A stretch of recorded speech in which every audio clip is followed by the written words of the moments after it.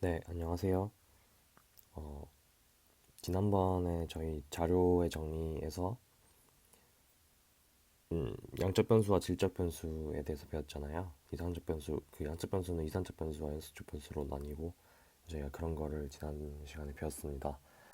근데 자료를 나누는 또 다른 방법이 하나가 더 있다고 말씀드렸었잖아요. 네, 그거를 이제 오늘 배울 예정입니다. 그 데이터가 있으면 명목 변수, 데이터를 명목 변수, 서열 변수, 등간 변수, 비율 변수로 나눠볼 수 있는데요. 명목 변수는 예를 들면 남자, 여자 이런 겁니다. 그러니까 어떤 특성을 분류하기 위해서 사용하는 변수고요. 그러니까 사용한다기보다는 그런 특징이 있는 데이터죠. 그러니까 성별 같은 경우에는 남자, 여자 이런 식으로 나뉘잖아요. 그래서 이거를 0 또는 1 이런 식으로 하게 됩니다. 잠시만요. 제가 시간을 보면서 해야 되는데 시간을 꺼버렸네요. 네, 그 남자, 여자 이런 식으로 코딩을 하게 되는 이런 거를 명목 변수라고 합니다. 서열 변수는 비슷한데 조금 달라요. 조금. 음, 뭐가 있을까요? 그 학교 성적 있잖아요. A 플러스 뭐 A, B 플러스 뭐 B 이런 식으로 쭉 가잖아요. 이런 거는 이게 숫자가 아니라는 거에서는 명목 변수랑 같은데 하지만 이 사이에 순서가 있잖아요. A 플러스는 A보단 좋고 뭐 A는 B 플러스보다 좋고 이런 순서가 있잖아요. 이런 걸 서열 변수라고 합니다. 네, 뭐 등수도 그렇겠죠? 등수는 아니겠다. 네, 아무튼 뭐 이런 거 A 플러스 B A 뭐 이런 것들 그런 서열 변수라고 합니다. 또 뭐가 있을까요? 지금 생각이 잘 안 나네요. 죄송합니다. 네, 등간 변수는 순서뿐만 아니라 순서 사이 간격이 의미 있는 변수라고 돼 있는데 가장 좋은 예가 온도입니다. 온도. 뭐 10도, 0도 뭐 이런 거 있잖아요. 근데 0도 여기서 0도가 그러니까 이건 이따 비율 변수할 때 얘기를 드리겠습니다.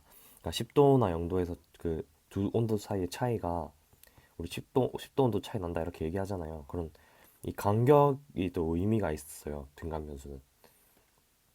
하지만 비율 변수를 이제 보시면은 비율 변수와 등간 변수 구별하셔야 되는데 이건 비율 변수 흔히 생략한 숫자로 구성된 변수라고 적어놨는데 제가 어떤 거냐면 뭐 그런 거 있잖아요. 키, 뭐 180cm 이런 거.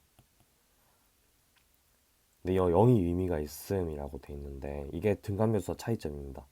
0cm는 정말 없는 거죠. 0이라는 건 비율 변수에서 0이라는 건 정말 없다는 것을 의미하는 0입니다. 하지만 등간 변수에서 0은 없다는 게 아니에요. 우리가 온도에서 0도씨 하면은 온도가 없다는 의미가 아니잖아요. 단지 우리가 편하게 느끼기 위해서 영상과 영하로 나누고 그 나누는 시점 나누는 온도가 0도인 거지 0도가 어떤 의미가 없는 건 아니잖아요. 네, 그런 걸 이제 등간변수와 비율변수의 차이라고 보시면 됩니다. 뭐 0kg 이런 것도 다 0이 의미가 있잖아요. 네. 그래서 이게 어떤 거에 의미가 있냐면 등간변수 같은 경우는 1도씨랑 2도씨가 있어요. 그러면 1도씨에서 2도씨 되면 두 배 더 덥나요? 아니죠. 그냥 그냥 단지 1도만큼 차이가 난다는 것뿐이지 더운 정도가 두 배로 올라가는 건 아니에요. 그런데 비율 변수에서는 1cm랑 2cm 사이에서는 두 배 더 긴 게 되죠? 두 배 더 길죠? 네, 이렇게 어떤 배율이나 나누기 같은 게 비율 변수에서는 적용이 될 수 있습니다. 네, 등간 변수와 비율 변수의 차이점을 잘 이해하셨으면 좋겠습니다. 네, 넘어가겠습니다. 그러면 우리가 앞서 뭐 등간 변수, 비율 변수, 뭐 명목 변수, 서열 변수 막 이런 걸 막 배웠잖아요. 그리고 그 앞에서는 또 뭐 이산형, 연속형 변수 이런 걸 다 배웠잖아요. 이거 왜 배웠을까요? 모형을 적합할 때, 그러니까 데이터가 우리가 주어진 데이터를 모형에다가 집어넣을 때, 그 변수의 종류에 따라서 모형에 넣는 방식도 달라져야 돼요. 그러니까 성별을 뭐 있는 그대로 남자, 여자, 이 문자 그대로 모형에 넣을 수 있을까요? 이렇게 넣어도 모형 이해도 못할 겁니다, 아마. 그래서 이제 코딩을 이런 식으로 하게 되고요. 이런 식으로 한 코딩도 그냥 음, 우리가 등간 변수와 똑같이 생각을 하면 안 되겠죠. 우리가 해석할 때도 그래서 이 변수가 어떤 변수인지를 이해를 하고 있어야 그 모형의 결과를 해석할 때도 그게 활용이 됩니다.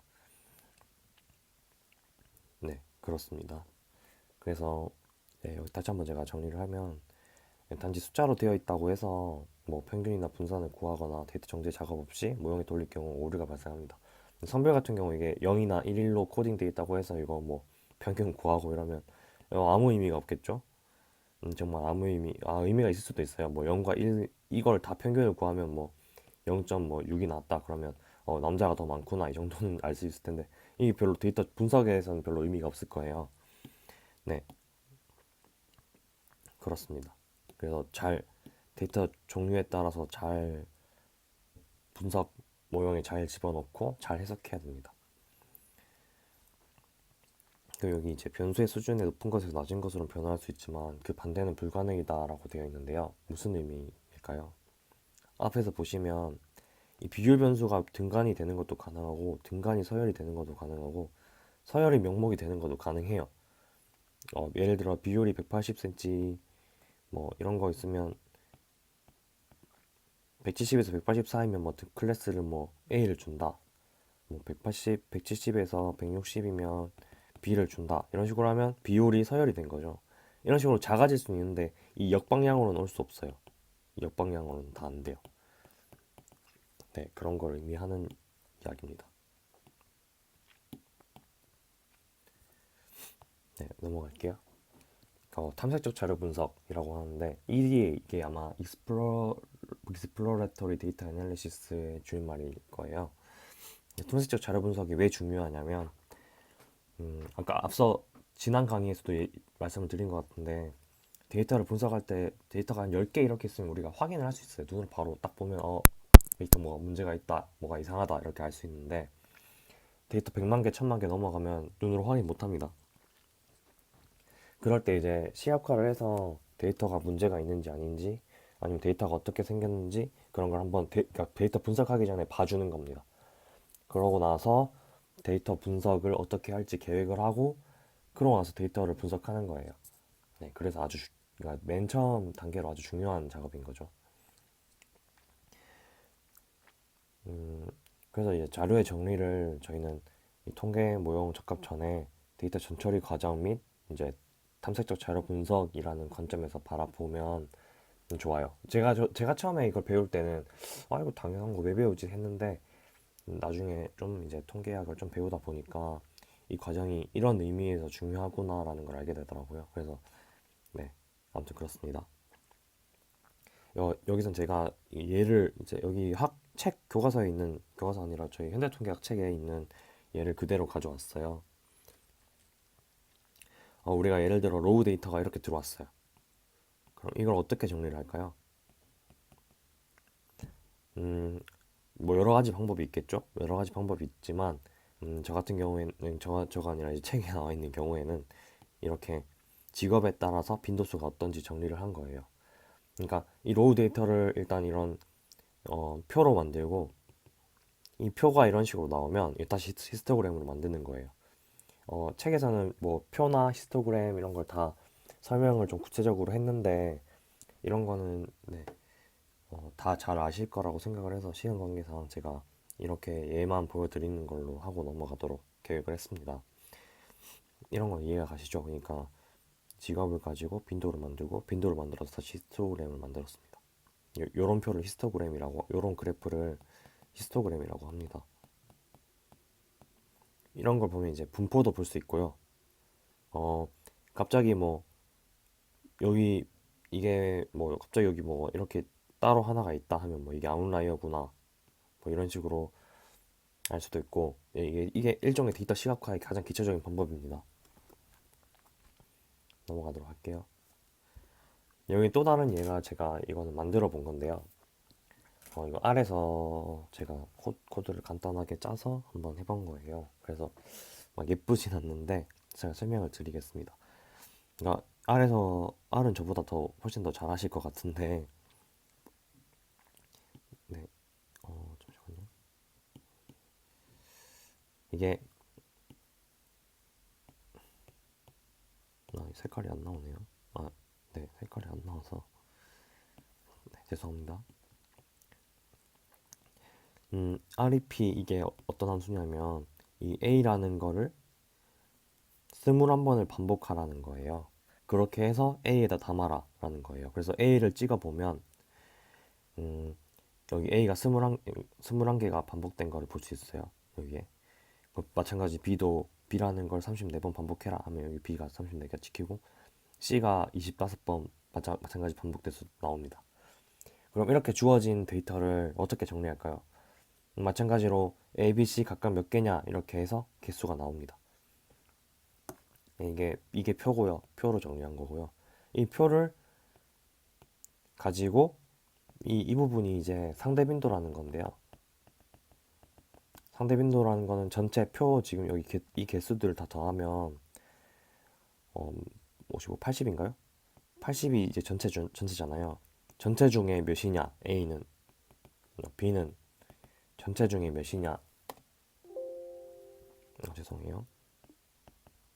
C는 전체 중에 또 몇 개냐? 이렇게 해서 이 비율을 상대 빈도라고 하는 겁니다. 그러면 우리가 몇 프로 정도인지 예측할 수 있겠죠. A의 구성 B는 전체에서 몇 프로인지, 뭐 B는 몇 프로인지, C는 몇 프로인지.